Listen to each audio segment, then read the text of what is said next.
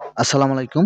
আমি আজকে আপনাদের সাথে ভিডিওতে যে বিষয় নিয়ে আলোচনা করতে যাচ্ছি সেই বিষয়টি হলো গরুর গলায় ঘা বা বিচি উঠে মাছিতে ক্ষত করে ফেলে, মাছি পড়ে এবং বিভিন্ন স্থানে পশম উঠে যায় বা বিভিন্ন স্থানে ক্ষত সৃষ্টি হয় এবং সেখানে হালকা পুজ বিচি হয়ে থাকে।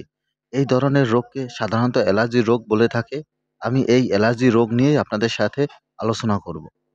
গরুর অ্যালার্জি রোগ হলে গরু খাওয়া যতই খাওয়ান কিন্তু গরু আস্তে শুকিয়ে যায় এবং গরুর ঠান্ডা প্রায়ই লেগে থাকে।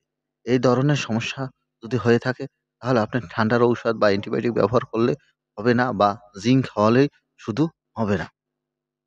এই গরুর ট্রিটমেন্ট করতে হবে, অ্যালার্জির ট্রিটমেন্ট করতে হবে।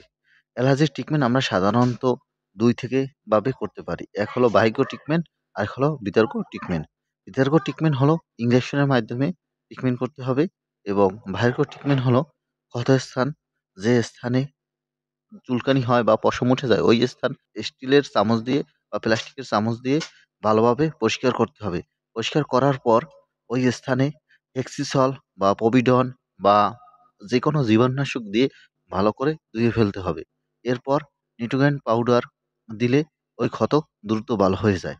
এছাড়াও যদি ক্ষতস্থানে আপনি যদি হেক্সিসল, পভিসব বা যেকোনো জীবাণুনাশক দিয়ে পরিষ্কার করে ওই স্থানে কাঁচা হলুদ ভালো তেল দিয়ে লাগিয়ে দেন, এতেও ক্ষত দ্রুত ভালো হয়ে যায়। আমার ভিডিওটি ভালো লেগে থাকলে প্লিজ সাবস্ক্রাইব।